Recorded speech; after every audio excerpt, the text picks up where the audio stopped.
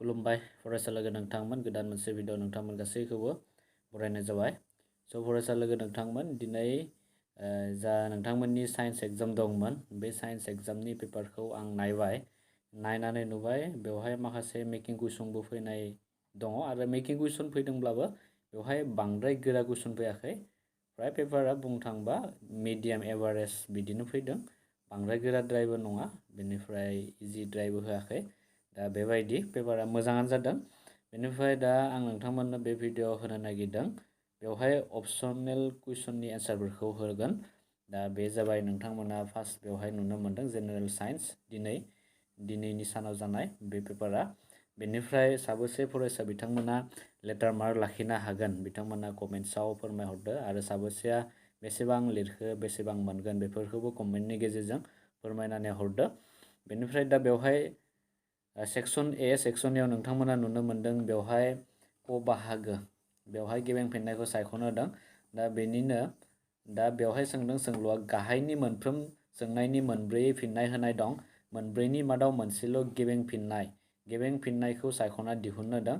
दा बेनि ए नाम्बार सोंलुआ जाहैबाय बेवहाय दङ मोनसे गलिलावा गोजा लिटमासखौ निला खालामो बेनि pH जानो हागौ, बेयो जाहैबाय 10।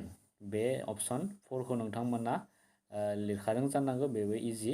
बेनिफ्राय बि नाम्बाराव दङ बेवहाय सोंदों मोनसे गुदि मुवाया अक्सिजेनजों फिनजाथाय जानानै गोजौ गलिनाय बिन्दो थानाय खौसे सोमजियो, खौसेया दैयाव गलियो, गुदि मुवाया जानो हागौ। दा बेवहाय अपसनफोरा दङ बेवहाय केलसियाम, कार्बन, सिलिकन आरो आयरन दङ। दा बेनि राइट एन्सारा जागोन नैबे केलसियामा जायो अपसन 1। बेनिफ्राय नेक्स्ट सि नाम्बाराव दङ बेवहाय सोंदों सोंलुआ मेन्डेलिभनि आन्थोरारि फारिलाइ बाहायनानै दिहुननाय के गुदि मुवानि अक्साइडनि फर्मुलाया जाहैबाय।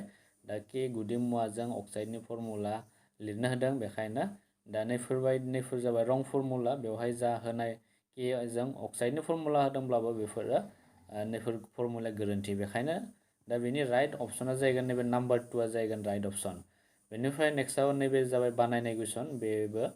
बेवहाय सोंदों स्पाइग'मेन'मिटार रोखोमसे दाजेम जायखौ मानसिनि जखा लानो थाखाय बाहायनाय जायो। दा बेनि राइट एन्सारा बबे जागोन नोंथांमोना बबेखौ लिरखो कमेन्ट्सआव खोन्थाहरदो। दा बेनि राइट एन्सारा जाहैगोन नैबे ब्लाड प्रेसारा जायो। जोङो बे स्पाइग'मेन'मिटारखौ जोंनि बर'आव मा होनना बुङो बेखौ ब्लाड प्रेसारखौ बेवहाय थैनि नारथायखौ जखा सुनो थाखाय बाहायनाय जायो नैबे स्पाइग'मेन'मिटार। आरो बेखौ बिजाबखौ जुदि मोजाङै फरायदोंब्ला बेनि एन्सारखौबो होनो हागोन नोंथांमोना।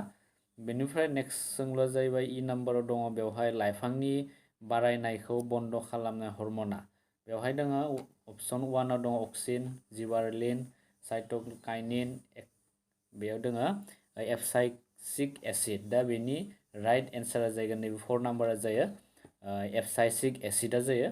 बेनिफ्राय नेक्स्ट सोंलुआ जाहैबाय बेवहाय सोंदों नेक्स्ट सोंलुआ बेवहाय नुनो मोनबाय नोंथांमोना बेवहाय सोंदों फांसे गोमो आरो दुलुर बेगर गोनां आरो गुबुन फांसे गोथां आरो खुथ्रु खाथ्रा बेगर गोनां फांनै मटर लाइफांनि गेजेराव जेब्ला आजाय होनाय जायो अब्ला नैथि जोलैनि लाइफांफोर रुजुथायाव मोननाय जायो।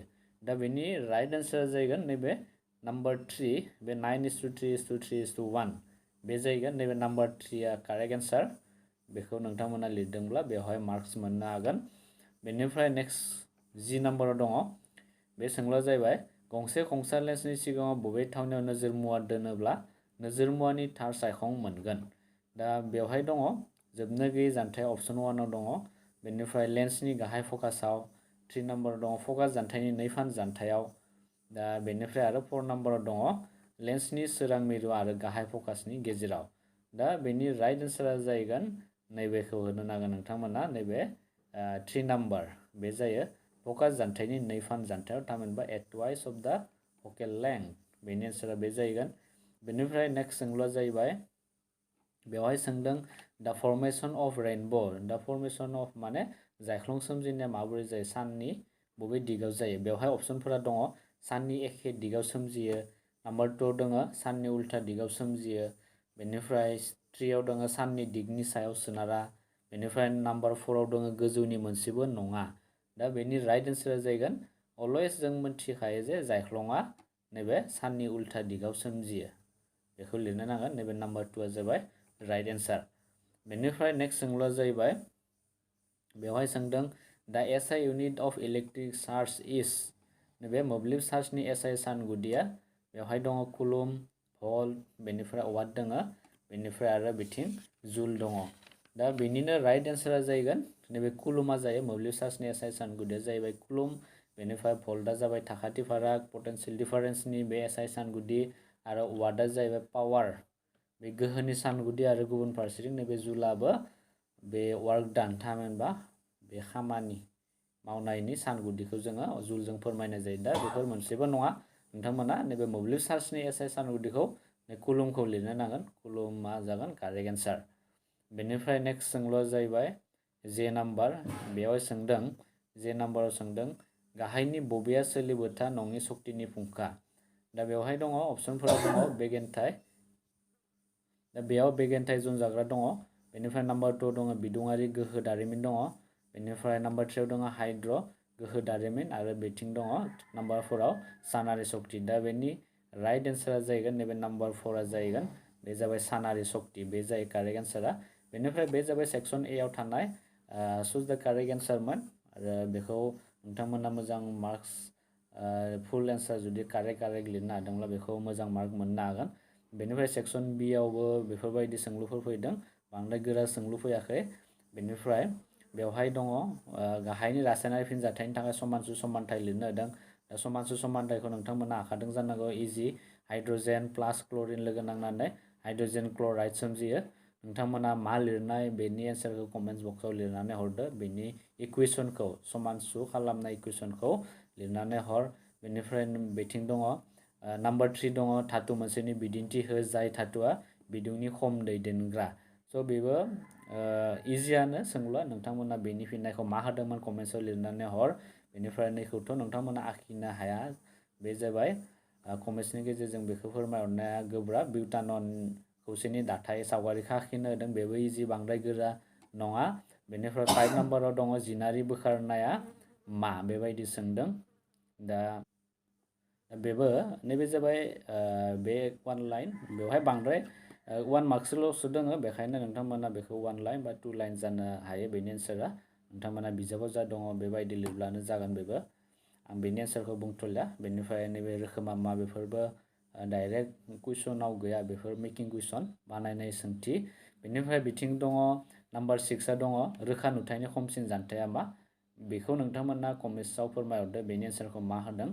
बेनिफ्राय नेक्स्टआव दङ 7 नाम्बार समानसु रासायनारि समानथाय मा रासायनारि समानथायखौ मानो समानसु खालामनो नांगौ बेबो नैबे सोंलुआ जाबाय डाइरेक्ट बिजाबनिफ्राय दिखांना होनाय जादों बिजाबाव बे सोंलुआ दंखायो